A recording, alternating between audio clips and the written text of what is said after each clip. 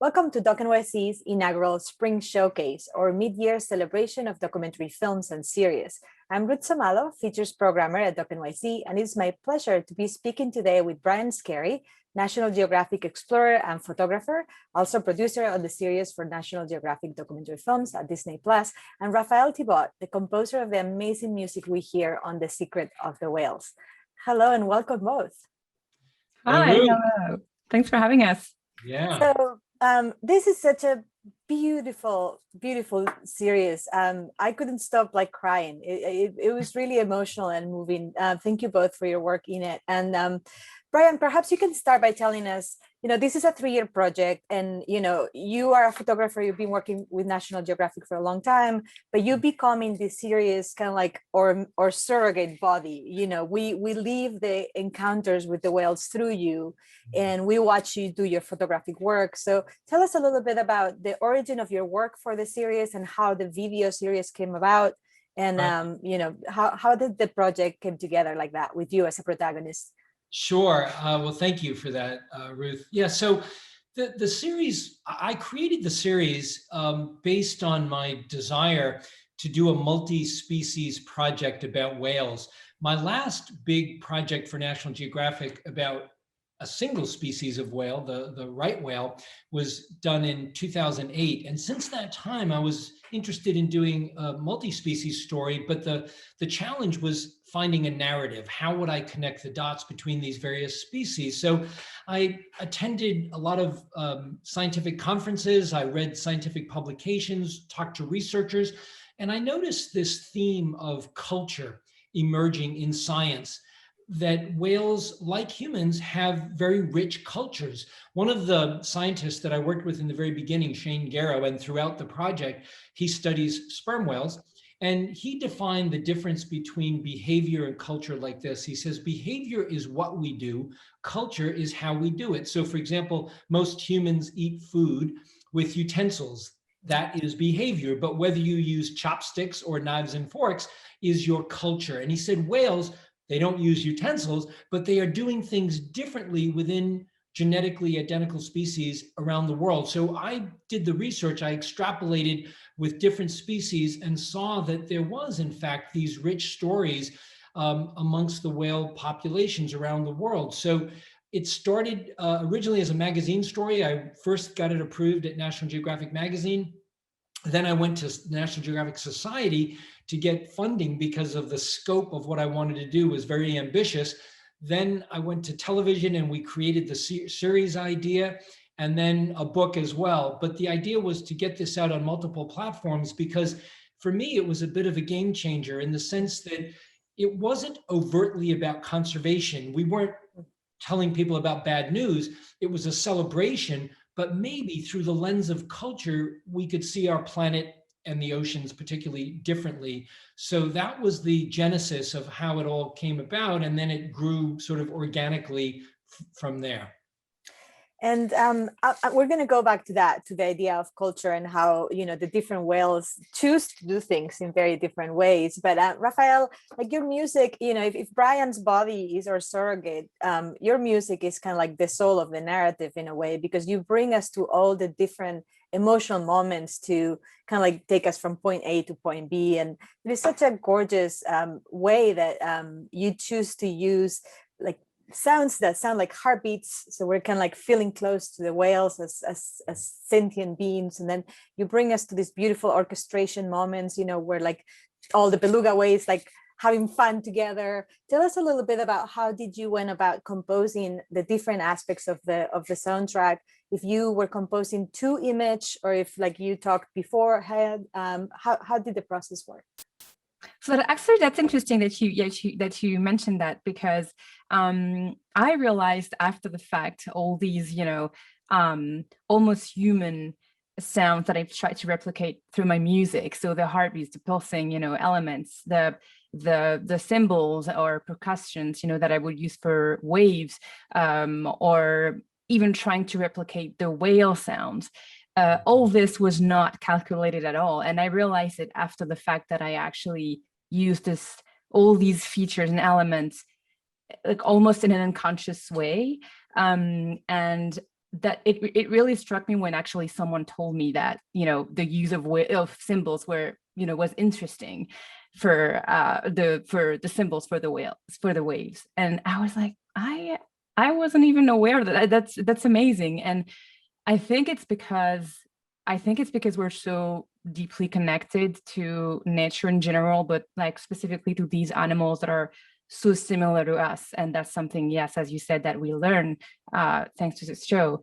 And so basically my process has been the same as, you know, I use for every project. I basically, as soon as I get the footages, so I got the image right after they stopped filming, I think, last year. And basically I try to always be, you know, have my piano, you know, at my disposal when I see the images for the first time, because I want to see how I am going to react through my music emotionally, you know, to the pictures. And to me, this very moment is very precious, because it's going to be the only time I'm going to, you know, I'm going to react to the images with my music for the first time, the same way the audience will react to the images for the first time, even if they, you know, watch the show over and over again.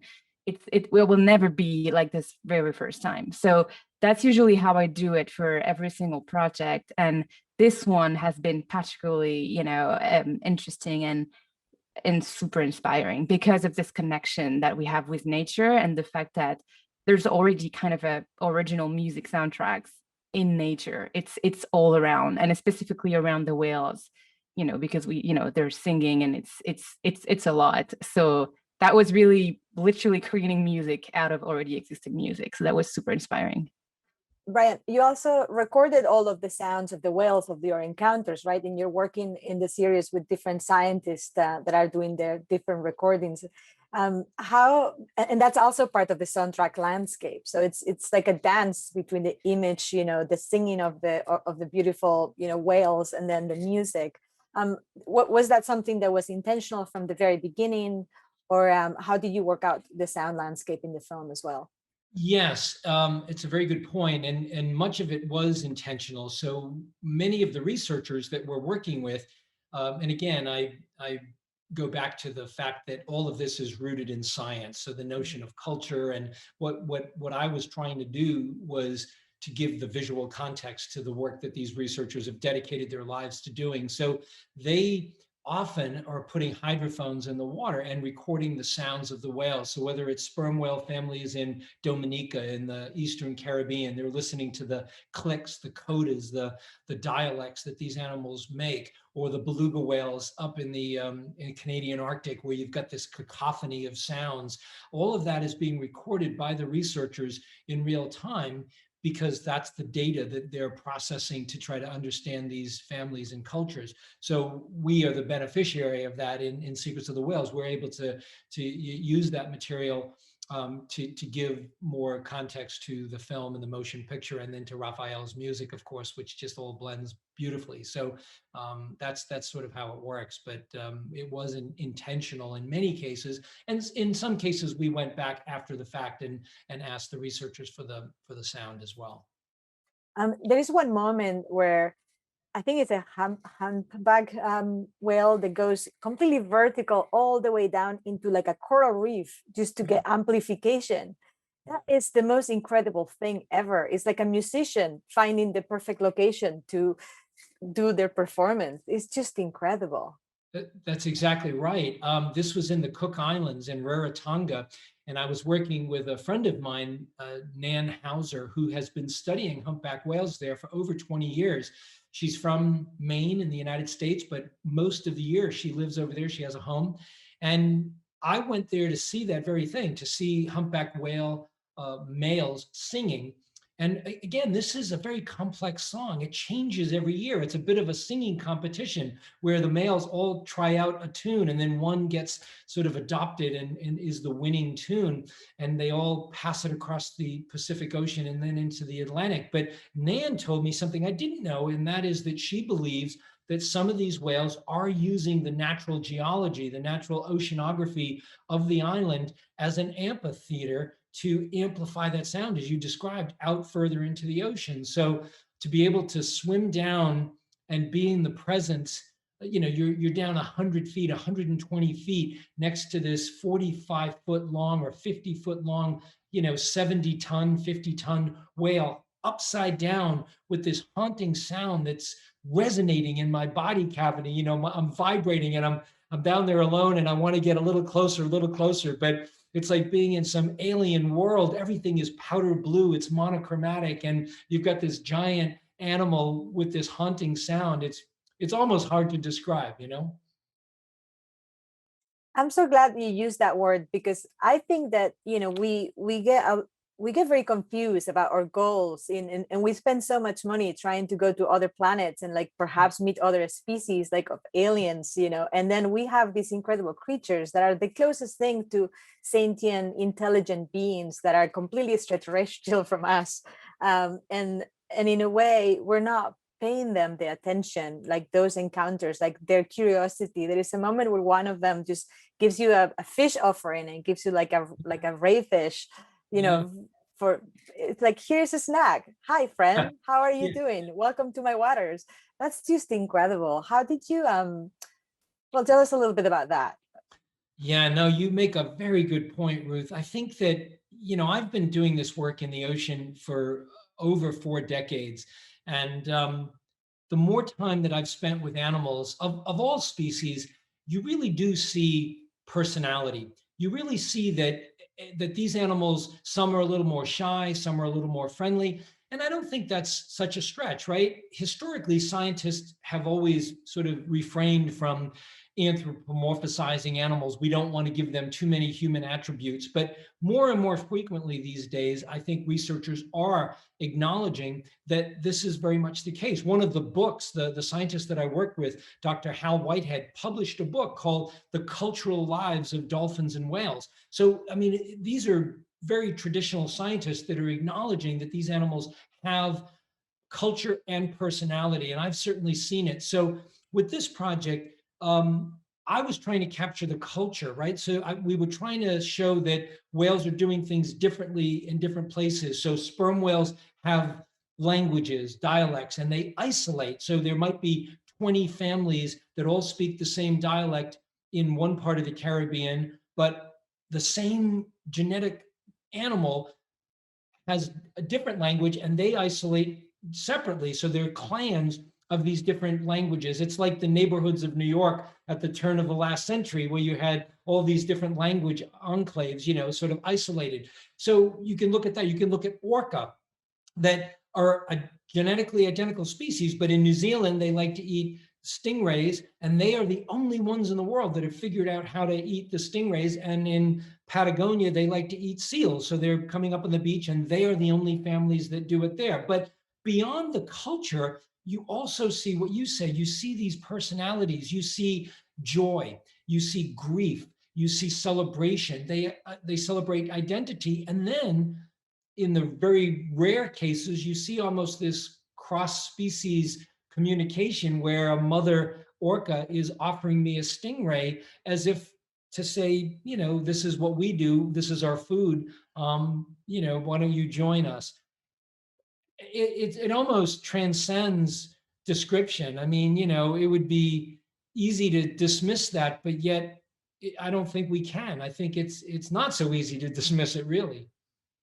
Yeah, and also they adopt other species of whales, like the little narwhal that gets adopted into this family. It's just incredible. Raphaelle, tell us a little bit about how did you work with did you work together with Brian to figure out like the different personalities of the different whales for the different episodes? How did that work to give like each of these beautiful beasts a kind of like a distinct sound? So the way it worked was I had plenty of freedom. I worked with Brian Armstrong directly for most of the show, and I started with episode 1. We were scoring one episode at a time, and I think at the beginning I was supposed to score just one episode, and I ended up doing everything. And so I had this very close relationship with Brian Armstrong when working on the music, and it was a very, very one of the most empowering experiences that I had. in my career as a composer, because I had very little, you know, the brief was really not too big. It was really much about just tell us how you feel, and just try things and we'll see how it works. And of course we had like some bullet points of like we want it to be orchestral because, you know, it's National Geographic, it's a documentary, it's Disney, so we kind of still want to have this like traditional orchestral aspect to it. But I also used a lot of hybrid sounds, so it's basically, I would say 40% of electronic sounds. You like the heartbeat that you mentioned, for example, is an electronic pulsing, you know, instrument, for example. And so yeah, it was very empowering because I could really literally come up with all the creative angles that I wanted. We didn't discuss any like theme related stuff apart from obviously the pre-title cue that is always very, very important at the very beginning of each episode. But there was nothing about like one species, one angle. And my goal has been to really, because I was working on one episode at a time, I wanted the whole, you know, the entire show to sound consistent. So I think my biggest goal was to make sure that I was consistent in the instrumentations, in the way I was, you know, in the instruments I was using. And of course, we have like a couple of themes. I think we have like 3 strong themes throughout the show, but they are more related to emotions. So for example, if we have like a big family moment, which happens quite a lot in the show, I will kind of use the same theme, but like transformed, you know, modified for every single episode. And yeah, and that's how I worked. Like I felt very, very free, and it was an amazing experience. And Brian, tell us a little bit about, because I know you know your whole career has been also about conservationism and like protecting, you know, these waters that hold these beautiful creatures. But I know, you know, as you mentioned, you didn't want to go that route specifically for the show. But there's a couple of moments that I really welcome in the show where you're actually, in fact, like helping a couple of turtles, you know, a little creature that gets entangled. And it was really, you know, as opposed to this idea of the wildlife photographer that is just taking the photo and like not, you know, intervening in the environment. I was very happy that you, in fact, in front of the camera, were intervening and saving these creatures, you know. So it's not only about pointing the finger and saying, oh, look at him dying. It's about saving the little guy because you're there and you have a responsibility. So tell us a little bit about including this like little scene, you know, of the plastics floating, which is very, very minimal in the whole series, but right. I think it's very significant. Yeah, that's really a great observation. You know, as I mentioned, and you pointed out, the series is not overtly about conservation. It's really this great celebration of wildlife and a new perception on them, and seeing them through the lens of culture, the science that's revealing that.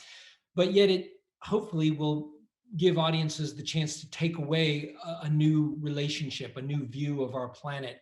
So it wasn't overtly about that, but yet you can't ignore certain things that happen along the way. And, you know, the scene you described with the turtles, this was in Sri Lanka, where we went to document sperm whales.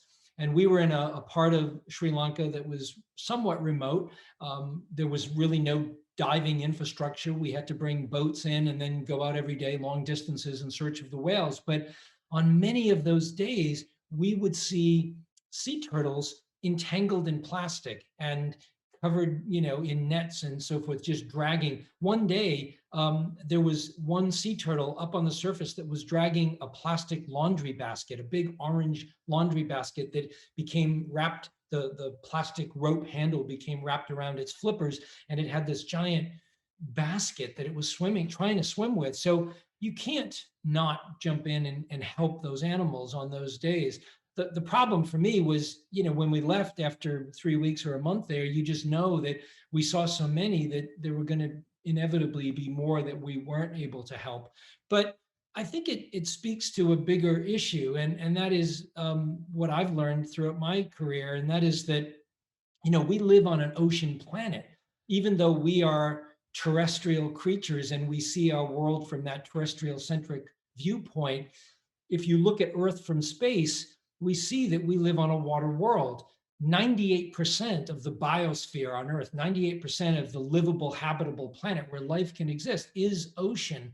Every other breath that we take comes from the sea. No matter where you live, more than 50% of the oxygen we're breathing right now is generated by the ocean. It's the greatest carbon sink on Earth. And yet, in the last 50 or 60 years, we have taken 90% of the big fish out of the ocean. We have destroyed half the world's coral reefs. We dump 18 billion pounds of plastic into the ocean every year. And we're destroying ourselves in the process. So, my hope is that with little vignettes in Secrets of the Whales about these animals and the perils that they may face, a mom orca carrying her dead baby, or the turtles that are entangled, or things like that, we are reminded of these problems, but it's really a celebration about this alien intelligence that we share this planet with, and that we're all on the planet together.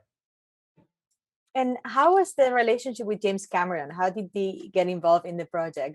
Oh, it was fantastic. I've known Jim Cameron for several years, but we've never worked together until now. And he heard about it. Of course, he is a National Geographic explorer in residence, and he heard about this project and he became interested. And of course, James Cameron brings a very unique set of skills to the table. He is this master storyteller who can create, fictional worlds and the equipment necessary to film them and deliver them in a way that's never been done before. But he's also this pioneering ocean explorer who has done what very few people have done as well in the ocean. So I think that unique set of skills at an executive producer level is fantastic, because he can shape the narrative. He understands the science, the storytelling, how to do things, and how to make sure the audience is going to get the most rich stories from what we're bringing back on a regular basis from the field. And how did you map out? I mean, I guess probably based on your previous experience, but you go everywhere. You go from like New Zealand to Norway, Antarctica, the Falklands Islands, Patagonia, Alaska, Western Australia, back around again. I mean, how did you mount a team? How did you mount this kind of like major expedition, to do it globally like you did? Because I think that's one of the most powerful things about the show, about the series, that you get to see like, this is the globe and this is all the different species of whales that inhabit our world, and they are so different, just like the different tribes and cultures. So tell us a little bit about that device, the fact that you went so global from the beginning. Yeah, well, so probably the last 2 years before we began field work, so we started in the field in 2017 and then worked 3 solid years. So, 2015, 2016, I was doing a lot of research, talking to scientists, reading about these things, and trying to figure out not only what species we wanted to cover, but where in the world we wanted to go. Again, sort of parachuting into the lives of these researchers and knowing what was possible. Could we get close to the animals here? When would the animals be there? When the visibility might be good? Are there boats to charter? Sort of the nuts and bolts of logistics of putting that together. I had outlined a very ambitious list of places, but there are budget restrictions that I couldn't go to every place. So I might have had a dozen or thereabouts of locations that I wanted to go to. And then when the series became greenlit, Red Rock Films, who came in and took over production, they were able to scale it up, and they added locations, some of which were ones that I had suggested, like Sri Lanka or the Azores. And then they said other places like Antarctica and some of these other places to even broaden that global storytelling approach. So it really was a collaborative effort. And as Raphaelle said, Brian Armstrong led the way with Red Rock, and they brought in other camera operators as well. Some I recommended, but the vast majority they brought in. And it was a very passionate team. Everybody that came into it, I think, instantly embraced the fact that this was a bit of a unique project. It was a little bit different in what we were trying to do. It wasn't just a clinical natural history story that we were just looking at behaviors from a distance, but we were getting down intimately with these animals and their families and trying to tell a story that did weave globally, 24 locations, 3 years, all over the planet with 5 different species of whales. So yeah, ambitious, but ultimately we were able to achieve everything that we wanted and more. And that's great. Yeah, you did achieve everything I could have expect from an amazing, journey with the whales. That was incredible. I'm curious about. There's a lot of mention in the show about how the sound travel and how they communicate with each other with vibrations. Like like a slap of one of the fins in the water might be like calling a cab, or like, Yep. Hey, it's time to come home. It's dinner time. And how they use their bodies also to communicate with each other, like sonars. And there is a moment where you talk about the impact of like the big transoceanic carriers, and how much that sound might be perturbing the lives of these very sensitive creatures towards vibration and sound. So I wanted to ask you a little bit about that. Like, it's like, now, with what have you learned that you didn't know before about what we should be doing to protect these magnificent creatures a little bit better? I'm so glad you asked that, because you're right. Whales are acoustic animals. They, in many cases, see their world acoustically through sound, particularly toothed whales. So sperm whales and orca, beluga whales, they echolocate, they have sonar, and they communicate. Even baleen whales, like humpbacks. We didn't cover blue whales in the series, but blue whales, it's said, used to be able to communicate over the entire distance of the Pacific Ocean, that their low frequency sounds on one side of the Pacific Ocean could reach a whale on the other side. But today, there is so much ocean noise, the shipping traffic. In fact, I remember reading about a study that was done several years back along the mid-Atlantic coast of the United States, and they listened to how much ocean noise was out there, and they determined that there was so much ocean noise that it wouldn't be approved as an OSHA safe workplace. So like if you were working in a factory, it wouldn't be safe because the noise levels were so high. And these are animals that their whole world, as you just said, are acoustic and based on sound. So their world is constantly changing in a bad way, because of these anthropogenic stresses, the things that we have done. One of the things I learned, you asked about, occurred particularly in the Canadian Arctic. I was up there for over 6 weeks working with beluga whales and narwhals, and I was in a very remote place, staying at this little lodge, which is mostly just tents. So we're living in tents. There's nobody else living on this island. And it borders the Northwest Passage, which is an area that connects the Pacific and Atlantic Ocean. Historically, that area is frozen year round, but now because of climate change, global warming, it's opening up. So ship traffic is increasing. So the world of beluga whales and narwhals is changing rapidly and dramatically. They're hearing sounds that never used to exist. The place that I was working with the beluga whales, there might be 1,000 beluga whales in there in the summertime. They come to this resort. It's their little vacation spot in very shallow water, but nobody's allowed to go in the water. We had to design and build remote cameras that I could place there before the whales would arrive to get the pictures and the images. But one day I was on the riverbank watching the beluga whales, and a ship deployed 2 small boats, and just 2 little boats came into this bay with outboard engines, just outboard engines.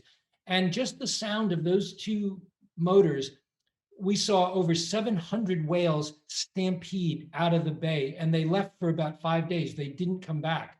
So what that told me is that they are very threatened and frightened by these sounds, by the sound of, mechanization and motors and engines. And yet we know that it's going to get worse because the ice is melting. There will be more ship traffic up there. So unless we protect big places for these animals going forward, they probably will decline. It will be very stressful. And who knows the long-term effects of that. But that's one of the things that I certainly saw during production on this project. Well, I really hope that this amazing show will help us, gain some conscious regarding these amazing creatures that are our friends and our family. And thank you so much, Raphaelle. I had so many questions to ask you too, but we have to go because we have another Q&A starting now. But thank you so much to both of you for your beautiful work. Thank you, Ruth. Thank you so much. Thank you. And also, Brian, I heard you talking about, the show many times now, but every time I'm like more inspired every time. It's crazy. So thank you. Right back at you. Thank you so much. Thank you. Thank you both.